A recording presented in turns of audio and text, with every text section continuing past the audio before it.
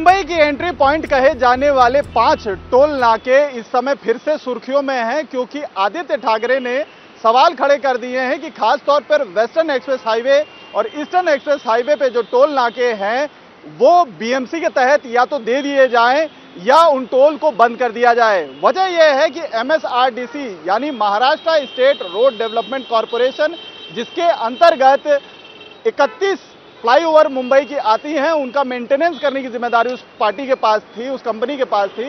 अब वो बीएमसी को दे दी गई है, ऐसा कथित आरोप आदित्य ठाकरे की तरफ से लगाया गया है। लेकिन मुंबई के सबसे व्यस्ततम वेस्टर्न एक्सप्रेस हाईवे पर मौजूद दहिसर टोल नाके पर टोल नाके की वजह से कितनी ज्यादा बदहाल यहाँ पे ट्रैफिक का हाल है, उसकी तस्वीर हम आपको पहले दिखाना चाहेंगे। आप देखिए दूर दूर तक जहां तक आपकी नजर जाएगी, कितनी लंबी लंबी कतारें यहाँ पर गाड़ियों की सिर्फ टोल नाके के बगल में ही है। और इसकी सबसे बड़ी वजह यह है कि मुंबई में सबसे ज्यादा काम करने वाले वो लोग हैं जो इस दहिसर टोल नाके से आगे वसई, विरार, भाईंदर और नाला सोपारा जैसी जगहों पर रहते हैं, जो मुंबई से करीबन 30 से 40 किलोमीटर दूर रहता है। और ज्यादातर लोग मुंबई में काम करने के लिए लोकल के अलावा रास्तों से इसी रोड के जरिए आना चाहते हैं। और गाड़ियों का जो प्रेशर है यहाँ पर आप देखिए कितना ज्यादा है। और यही यहाँ पर नॉर्मल बात है, इक्का दुक्का दिन ही ऐसा होता है कि यहाँ पर ट्रैफिक नहीं लगती है और ज्यादातर समय तक इसी तरीके का हाल रहता है। आप टोल नाके जो लेने के लिए पैसे यहाँ पर लगाए गए हैं, बूथ्स लगाए गए हैं, उनकी दशा देखिए कि हर टोल पर आपको 3 से 4 कर्मचारी दिख जाएगा। उसके बाद भी कंजेशन इस तरीके की हालत है कि कई बार एम्बुलेंस जैसी इमरजेंसी सर्विस की गाड़ियां भी अटक जाती हैं और लंबी लंबी कतारें आप जिस भी बूथ पर देखेंगे, चाहे वो मुंबई की तरफ एंट्री करते हुए गाड़ियां हो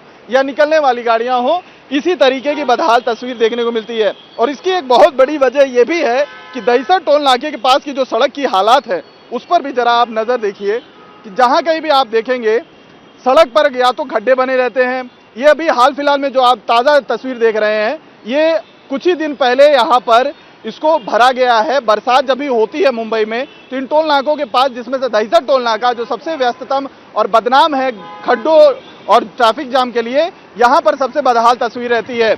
और यहाँ पर एक अंदाजन एवरेज अगर हम निकालें तो हर दिन का करीबन 5 से 6 लाख रुपए की कमाई सिर्फ एक दिन के टोल से हो जाती है। यानी कि अंदाजा लगाएं कि अगर इसका आंकड़ा साल भर में किया जाए तो कितना ज्यादा यहाँ पर इसकी कमाई होती है। लेकिन सड़कों की बदहाल स्थिति ऐसी है कि लोग खड्डों से दो चार होते हैं, ट्रैफिक जाम से दो चार होते हैं और उनकी प्रॉब्लम का सोल्यूशन नहीं निकलता। और अब यही मुद्दा आदित्य ठाकरे ने उठा लिया है, क्योंकि उनका साफ तौर पर कहना है कि जो इनकम इन टोल नाकों से आती है वो लोगों तक नहीं पहुंच रही है। कुछ लोग हैं, बात करते हैं। सर, आपका शुभ नाम? श्याम रावत। सर, कहाँ से आ रहे हैं? सर, मैं मीरा भाईंदर से आ रहा हूँ। मीरा भाईंदर से आ रहे हैं। रोजाना ट्रैफिक में ऐसे रोजाना की दिक्कत है और ये दिक्कत जल्द से जल्द सॉल्व होना चाहिए। करीबन 10 से 20 मिनट 25 मिनट लोग यहाँ पर रुके रहते हैं।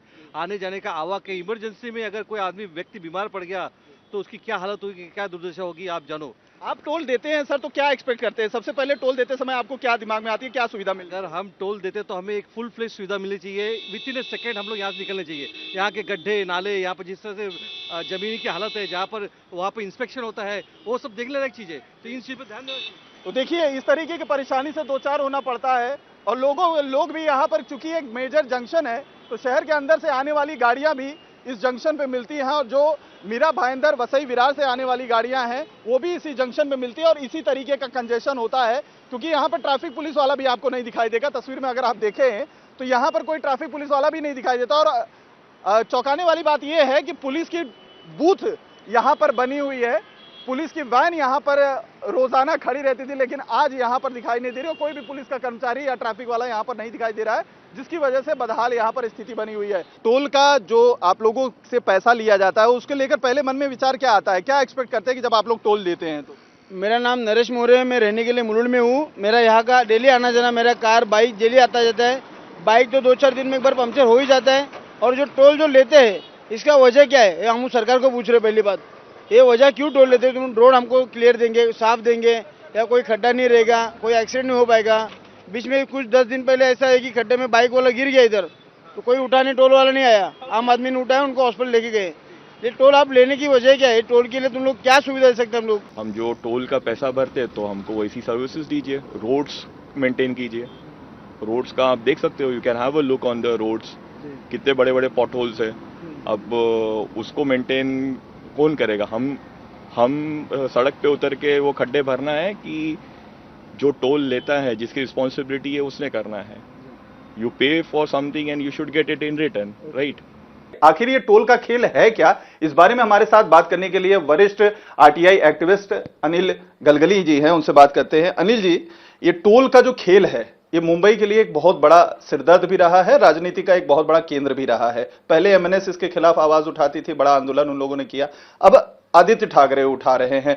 ये जरा हमें बताइए कि ये मामला क्या है, और एमएसआरडीसी के ऊपर जो आरोप लगाए जा रहे हैं, बीएमसी के तहत टोल दे दिए गए हैं या रोड मेंटेनेंस कर दिए गए हैं, तो उसकी वजह क्या है? देखिए कि 2010 की बात है, जब एमएसआरडीसी ने जो 31 फ्लाईओवर मुंबई में बनाए थे, तो उस फ्लाईओवर पर करीब 1058 करोड़ रुपए खर्च हुए थे। तो एमएसआरडीसी ने 2010 में एक टेंडर निकाला और सारे के सारे जो रोड का जो मेंटेनेंस हो या फ्लाईओवर का मेंटेनेंस हो, वो देने के लिए एक टेंडर जब जारी किया, तब मुंबई एंट्री पॉइंट जो एमईपी नाम की कंपनी आगे आई, उसे करीब 2242 करोड़ रुपए का टेंडर उन्होंने दिया। सरकार ने एक मुश्त उस कंपनी से पैसे लिए और 2026 तक, यानी 2010 में जो कॉन्ट्रैक्ट शुरू हुआ, 16 साल की उसकी मियाद थी और 2026 में खत्म होने वाली है। सरकार ने 1058 करोड़ रुपए उन फ्लाईओवर पर खर्च किए और उसके एवज में 2242 करोड़ रुपए, यानी खर्च से डबल पैसे एक मुश्त उनसे ले लिए, ताकि उस रोड का मेंटेनेंस हो, उस फ्लाईओवर का मेंटेनेंस हो, वो कंपनी करे, और उसे 5 एंट्री पॉइंट दिए जहां पर लोगों से टोल वसूला जा रहा है। 4-5 जो एंट्री पॉइंट्स है, उनमें से 2 के लिए सबसे ज्यादा आवाज उठ रही है। एक जो ठाणे का टोल नाका है और दूसरा दहिसर टोल नाका है।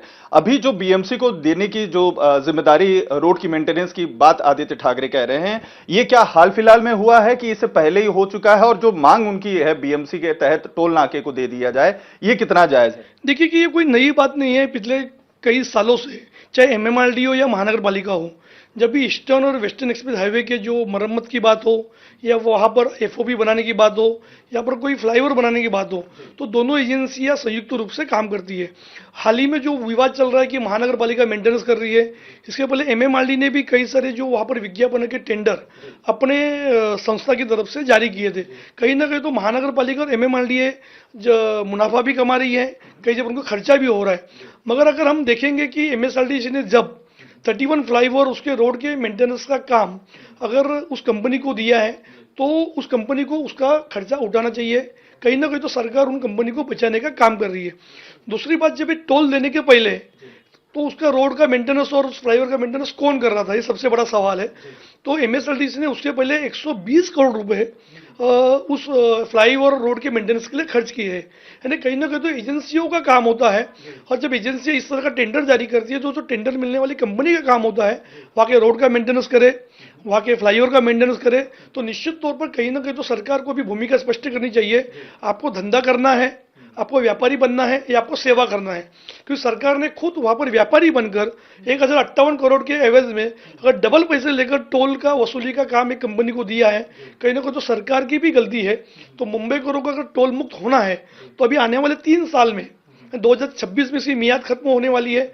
हर पार्टी को संयुक्त रूप से, जैसे आप एमएलए और एमपी का जब सैलरी बढ़ती है तब कोई आवाज नहीं उठाता है, तो टोल मुक्त के लिए मुंबई को इन सभी को एकत्र आना चाहिए। प्रेशर ग्रुप बनता है तो निश्चित तौर पर मुंबई टोल मुक्त हो सकती है। लोगों में ज्यादा नाराजगी इसी बात को लेकर है कि अगर आप टोल लेते हैं तो टोल के जरिए हम जब पैसे देने में कोई कमी नहीं रखते हैं, तो सर्विस भी हमें मिलनी चाहिए। और इसी तरीके की तस्वीरें आप देखें, जहां जहां तक आपकी नजर जाएगी गाड़ियों की लंबी लंबी कतारें लगी हुई हैं। सब इसी कोशिश में है कि कितनी जल्दी यहां से निकल लें। और सबसे ज्यादा बात यह है कि इस टोल नाके पे एंट्री हो चाहे एग्जिट का समय हो, कम से कम 20 से 25 मिनट लगता है। और उसकी सबसे बड़ी वजह, एक तरफ मेट्रो का जो कंस्ट्रक्शन ऊपर हो रहा है, मेट्रो लाइन बिछ रही है मीरा रोड भाईंदर तक जाने के लिए, और दूसरी तरफ एक बदहाल खड्डे वाले बंपिंग जो सड़क है वो, और बदहाल टोल नाकों की जो टोल कलेक्शन करने के तरीके हैं वो हैं। इसकी वजह से अक्सर हादसे भी होते हैं। और इसी बात को लेकर अब आदित्य ठाकरे ने भी मोर्चा खोल दिया है। उनका साफ तौर पर कहना है, या तो टोल के पैसे आप बीएमसी को देना शुरू कर दें या टोल बंद कर दें। और यहां पर ज्यादातर जो लोग ट्रैवल करते हैं उनका यही मानना है कि इस टोल को जितना हो सके जल्दी वो बंद कर दिया जाए, ताकि लोगों को इससे थोड़ी राहत मिले। खासतौर पर ट्रैफिक जाम से जो लोग दो चार होते हैं उससे लोगों को मुक्ति मिले। कैमरामैन संतोष देवते के साथ अतुल सिंह, इंडिया टीवी, मुंबई।